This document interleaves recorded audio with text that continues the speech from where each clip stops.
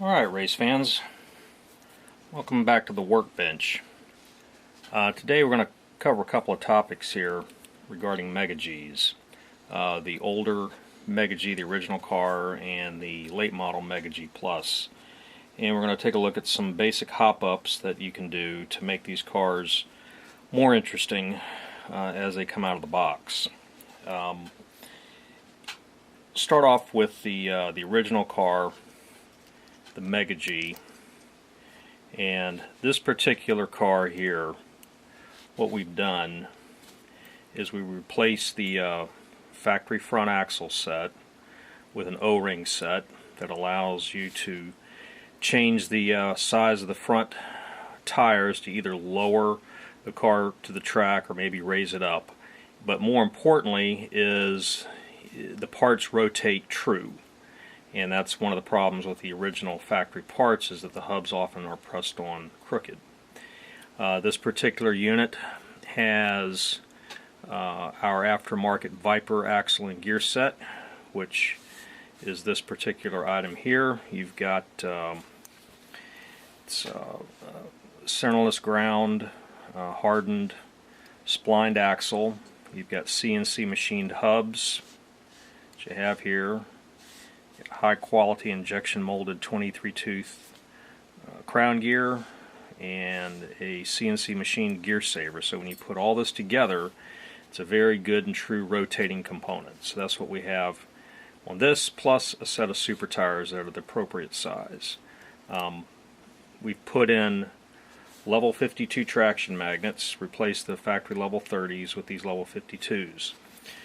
In addition to that, you can do things like put in a 6 ohm balanced armature or some other high quality aftermarket 6 ohm armature. The factory armatures are about 6.5 ohms plus or minus.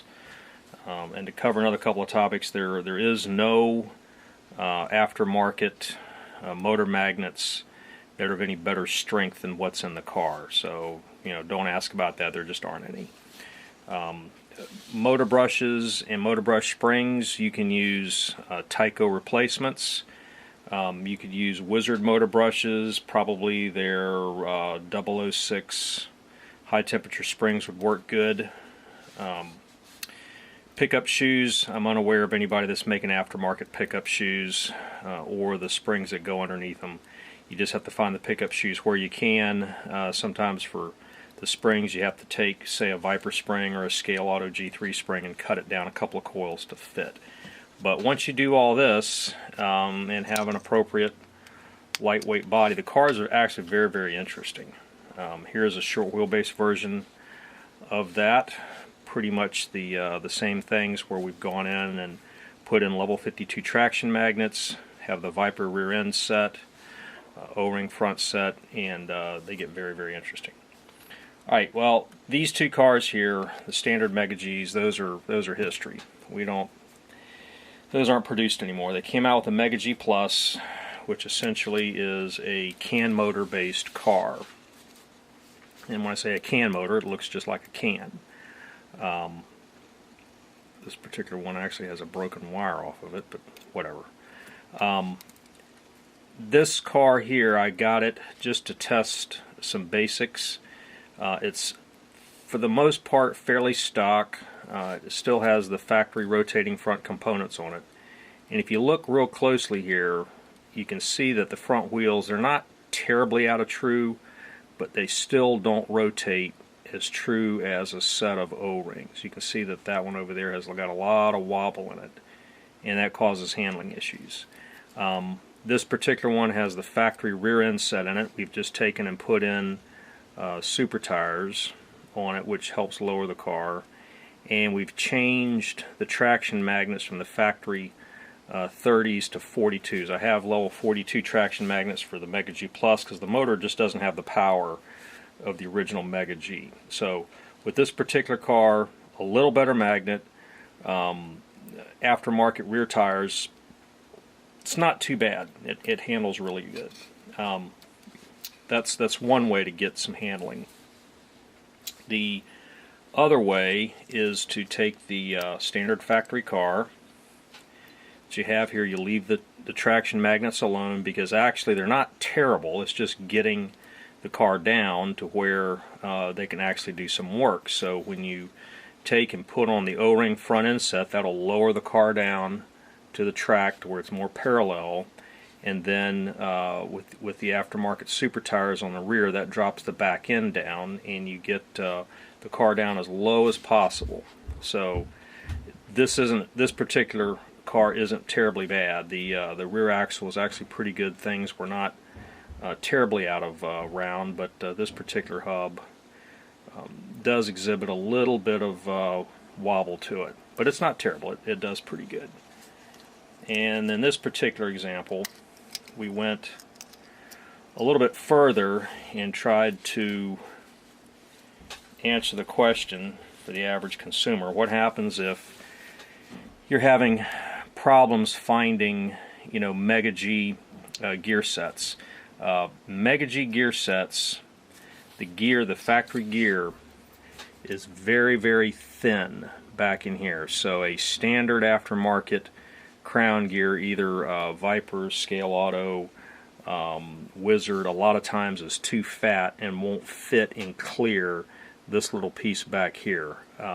Viper did produce a specific 23 tooth crown gear to fit into this product, which is it's just a perfect net fit. But some clubs do have rules where you need to run the stock gear ratio, which is 725. If that's the case, and you're having problems finding the factory rear axle sets, you can use a Lifelike T-Car rear axle set, assuming you get one that has been put together at the factory reasonably straight. But this relationship right in here, this relationship relative to the Mega G factory gear is identical, and then of course the profile in here is nearly identical. So this is a drop-in fit for the car. Now the Lifelike does have some knurling out here on the ends, some child safety issues or whatever. So if you pull the hubs off and want to use some different hubs, you may have to put it in a Dremel and kind of spin it and file them down smooth so they don't gouge any aftermarket hubs. You can also use, this is the interesting thing, this particular example, we've gone in and done a custom build axle set on the back.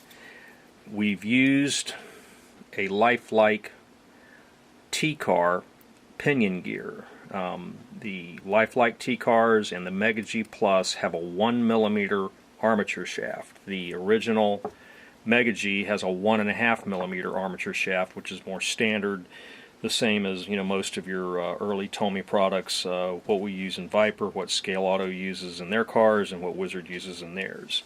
But you can, in a pinch, if you can't get the factory replacement part here, which is, it's got a long shank on it, you can use a Lifelike T-Car pinion, and we do sell those here at Hardin Creek. So you can get a new 7-tooth pinion, and then this particular unit here, I've taken a stock loose T-Car crown gear and built it up on a custom axle set. I've used the gear saver in a different application because I've shimmed the back of the crown gear. I've actually used this to where it doesn't engage the nipple on the pinion, but I've spaced it to where it actually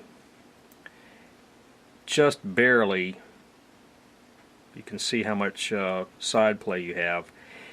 When the car is in a corner or whatever and the gear loads, it doesn't go over and completely load the crown gear against the pinion. This acts as the stop, and you have to play with that a little bit to get it just right where it doesn't have too much friction in that. But going this way, obviously the shims keep the gear from unloading too much, and going this way, our gear saver keeps the pinion from loading up too much. That's kind of a concept that's actually used on a lot of upper level professional race cars, and so I decided to apply that concept here and just to kind of see how it works. Car runs pretty good, and it's got the stock traction magnets in it, stock motor. There's nothing you can do with the motor. There's nobody that I'm aware of that makes any sort of aftermarket armature or magnets or anything for the cam motor, so that is what it is. But this car here with the O-ring fronts, this axle set on the back, it's down about as low as you can get it, and it runs really well with just simple changes to the front and rear axle set. One thing to note in the process of fixing this car up, I had an old Mega G body and had a chassis, didn't have a body for it, so I went and got this old Mega G body and it wouldn't fit on. And what I found is there is some minor difference between late model bodies that come on Mega G and ostensibly what appears to be the same body that came on the original car. So the Mega G Plus, there's something different in this area right in here where they've relieved the bodies to go on very easily, just like that. But when I tried to put this body on the chassis, I would get about there and couldn't get it on. So I had to take the Dremel and get in and relieve a lot of material in here for the can motor to clear the body. So be aware of that maybe on certain early Mega G bodies, if you try to fit them on a Plus chassis, you may have some fitment issues. Alright, I think we've covered all the bases. If anybody has any questions, they can email me, call me, and we'll be happy to answer those. But I think that gets you going, covers the basics of it, and we'll see you again next time we do another workbench. Thank you.